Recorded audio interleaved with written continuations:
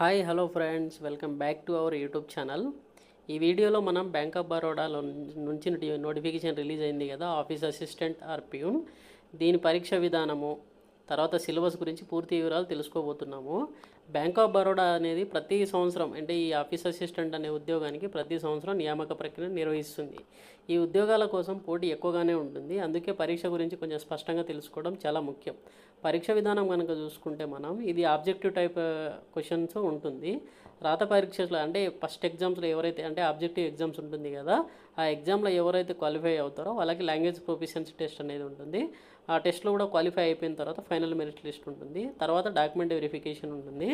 Document verification అయిన తర్వాత మీకు జాబ్ డైరెక్ట్ అపాయింట్మెంట్ చేసేస్తారు. పైన పేర్కొన్న విధంగా, అంటే ఇప్పుడు మీకు చెప్పాను కదా, పైన పేర్కొన్న విధంగా దీనికి దరఖాస్తు చేసిన ప్రతి అభ్యర్థి కూడా ఏ రాష్ట్రానికి అయితే అప్లై చేసుకున్నారో దానికి సంబంధించిన లాంగ్వేజ్, అఫీషియల్ లాంగ్వేజ్ అనేది కంపల్సరీ తెలిసి ఉండాలి. ఫర్ ఎగ్జాంపుల్ మన తెలంగాణ చూసుకుంటే, తెలంగాణలో వచ్చేసి తెలుగు లాంగ్వేజ్ అనేది ఫస్ట్ లాంగ్వేజ్. ఓకేనా, ఏపీ తెలంగాణలో ఫస్ట్ లాంగ్వేజ్ తెలుగు. కాబట్టి దీనికి సంబంధించింది ఆ స్టేట్ కనుక అప్లై చేస్తే మీకు తెలుగు చదవడం రావాలి, రాయడం రావాలి, అలాగే మాట్లాడడం కూడా రావాలి.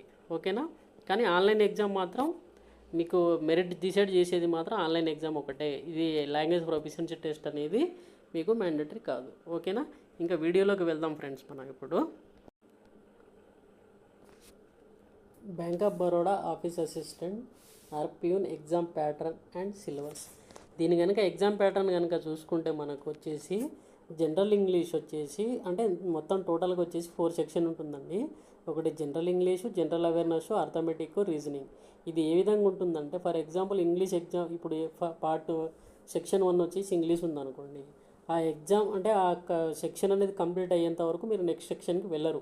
లేదు నేను నెక్స్ట్ సెక్షన్కి వెళ్తాను, మళ్ళీ రిటర్న్ వచ్చేసి ఇంగ్లీష్లో రాస్తాను అంటే కుదరదండి అట్లా. దీనికి ఏంటంటే ఆ 20 మినిట్స్ జనరల్ ఇంగ్లీష్కి కేటాయించబడినది. ఎందుకంటే బ్యాంక్ ఎగ్జామ్స్లో ఈ విధంగానే ఉంటుంది కాబట్టి నేను ముందే చెప్తున్నాను ఈ విషయం కూడా మీకు. ఇంకొకటి అప్లికేషన్ డేట్స్ వచ్చేసి 23 లాస్ట్. ఓకేనా, మే 23 లాస్ట్, అంటే ఈరోజు లాస్ట్ డేట్ అండి. ఓకేనా, ఇది మాత్రం గుర్తుపెట్టుకోండి ఒకటి మైండ్లో. ఎవరైనా అప్లై చేసుకోకపోతే చేసేసుకోండి. ఓకేనా, నెక్స్ట్ వచ్చేసి ఇప్పుడు దీనిలో చెప్పాను కదా, ఈ ప్యాటర్న్ చూసుకున్నారు కదా మీరు. జనరల్ ఇంగ్లీష్ వచ్చేసి 25 క్వశ్చన్స్ ఉంటుంది, 25 మార్క్స్ ఉంటుంది, 20 మినిట్స్ అండి. అంటే మీరు 20 మినిట్స్లో మీకు ఎన్ని అయితే వస్తుందో అన్ని క్వశ్చన్స్ అటెండ్ చేయాలి. కానీ 25 క్వశ్చన్స్ ఉంటుంది, 20 మినిట్సే టైము. ఓకేనా, జనరల్ అవేర్నెస్ కూడా సేమ్, 25 క్వశ్చన్స్ 20 మినిట్స్.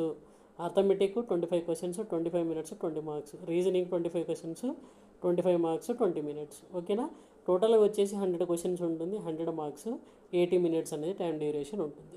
ఓకేనా, ఇక నెక్స్ట్ కనుక చూసుకుంటే దీనికి నెగిటివ్ మార్కింగ్ వచ్చేసి 0.25 అండి. ఎవరి రాంగ్ ఆన్సర్, అంటే ఒక రాంగ్ ఆన్సర్ కనుక మీరు పెడితే 0.25, అంటే 4 రాంగ్ ఆన్సర్లు పెడితే మీ రైట్ ఆన్సర్ నుంచి 1 మార్క్ అనేది కట్ అవుతుంది. ఇది ఒకటి మాత్రం గుర్తుపెట్టుకోండి. నెక్స్ట్ వచ్చేసి డీటెయిల్ సిలబస్ కనుక మనం చూసుకుంటే, ఇప్పుడు జనరల్ ఇంగ్లీష్ వచ్చేసి టోటల్ 25 క్వశ్చన్స్ 20 మినిట్స్ టైం చెప్పాను కదా. గ్రామర్లో మీరు ఎక్కువ ఏం చూసుకోండి అంటే పార్ట్స్ ఆఫ్ స్పీచ్ చూసుకోండి, టెన్సెస్ చూసుకోండి, తర్వాత సబ్జెక్టు, వెర్బ్, అగ్రిమెంట్ గురించి మాత్రం కరెక్ట్గా చూసుకోండి. నెక్స్ట్ వొకాబులరీ వచ్చేసి synonyms, antonyms, one word substitution మాత్రం కంపల్సరీ చూసుకోండి. ఇక సెంటెన్స్ స్ట్రక్చర్లో కనుక చూసుకుంటే active and passive voice, direct and indirect speech గురించి బాగా చదువుకోండి. తర్వాత reading comprehension, plus fill in the blanks, sentence correction. ఇంగ్లీష్లో ఈ కనుక చదువుకుంటే మీకు సరిపోతుందండి. ఓకేనా, ఈ నెక్స్ట్ వచ్చేసి జనరల్ అవేర్నెస్ కనుక చూసుకుంటే దీనికి కూడా 25 క్వశ్చన్స్ ఉంటుందండి, 20 మినిట్స్. మీకు ఆల్రెడీ టైం చెప్పేశాను, క్వశ్చన్స్ ఎన్ని క్వశ్చన్స్ వస్తాయో కూడా చెప్పేశాను. జనరల్ అవేర్నెస్లో current affairs, national and international, sports, తర్వాత బ్యాంకింగ్, జిఎస్టీ గురించి మాత్రం పక్కాగా చదువుకోండి ఇందులో. తర్వాత ఇండియన్ హిస్టరీ, జాగ్రఫీ, పాలిటీ, అంటే 10th లెవెల్ మీద ఉంటుంది ఎగ్జామినేషన్ అనేది. ఓకేనా, కాబట్టి ఇది ఇండియన్ హిస్టరీ, జాగ్రఫీ, పాలిటీ, అందులో కొన్ని ఇంపార్టెంట్ టాపిక్స్ చూసుకోండి మీరు.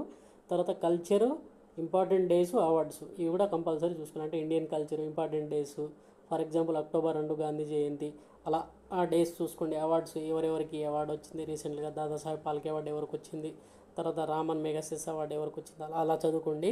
ఓకేనా, నెక్స్ట్ వచ్చేసి అర్థమెటిక్ అండి. అర్థమెటిక్ వచ్చేసి number system, LCM and HCF, simplification, percentage, profit and loss, simple interest and compound interest, averages, తర్వాత time and work, time and distance, data interpretation. ఈ చాప్టర్ కనుక చదువుకుంటే మీరు అర్థమెటిక్లో ఈజీగా 25కి 20 మార్క్స్ అనేది ఈజీగా అటెంప్ట్ చేస్తారు. ఓకేనా, ఇది మాత్రం బేసిక్ లెవెల్ నుంచి అడ్వాన్స్డ్ లెవెల్ వరకు చదువుకోండి. ఓకేనా, ఇది మెయిన్ అండి. అర్థమెటిక్, రీజనింగ్ అనేది స్కోరింగ్ చాప్టర్స్ ఇవి. ఓకేనా, ఇది మాత్రం మీరు బాగా చూసుకోండి. ఓకేనా, తర్వాత రీజనింగ్ కనుక చూసుకుంటే series, coding, decoding, blood relations, puzzles, seating arrangement మాత్రం బాగా మైండ్లో పెట్టుకోండి మీరు.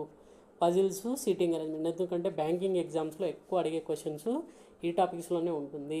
కాకపోతే కొన్ని క్లరికల్ ఎగ్జామ్స్కి బాగా టఫ్ ఇస్తాడు. దీనికి ఇది 10th లెవెలే కాబట్టి కొంచెం ఈజీగానే ఉంటుంది. ఇది బేసిక్ లెవెల్స్ మాత్రం కంపల్సరీ చూసుకోండి. ఓకేనా, నెక్స్ట్ వచ్చేసి డైరెక్షన్స్, తర్వాత syllogism, statement and conclusion, mirror and water images. ఎందుకంటే ఇది 10th క్లాస్ బేస్డ్ కాబట్టి ఇవి కూడా బాగా ఎక్కువ క్వశ్చన్లు అడిగే అవకాశాలు ఉంటుంది. ఇంకోటి ఏంటంటే మీరు ఏం చేయండి అంటే ప్రతిరోజు కొంత సమయం కేటాయించి ప్రాక్టీస్ చేయండి. Main practice is important. ఓకేనా, కంపల్సరీ ప్రాక్టీస్ చేయండి డైలీ. ఓకేనా, తర్వాత మార్క్ టెస్ట్లు కూడా రాయండి డైలీ. ప్రాక్టీస్ చేసిన తర్వాత మార్క్ టెస్ట్లు కూడా కంపల్సరీ అటెంప్ట్ చేయండి. ఓకేనా, నెక్స్ట్ వచ్చేసి ప్రీవియస్ ఇయర్ క్వశ్చన్ పేపర్లు ట్రై చేయండి, ప్రీవియస్ పేపర్లు చదవండి. తర్వాత అన్నీ అట్లా డైలీ కొంత టైం కేటాయించి వాటికి మాత్రం చదువుతూ ఉంటాయి. క్రమశిక్షణ, పట్టుదల ఉంటే విజయం అనేది మీదే అండి కంపల్సరీ. ఓకేనా, వీడియో నచ్చితే లైక్ చేయండి, షేర్ చేయండి, మా ఛానల్ని సబ్స్క్రైబ్ చేసుకోండి. All the best your Bank of Baroda exam అండి. Thanks for the watching. Have a nice day.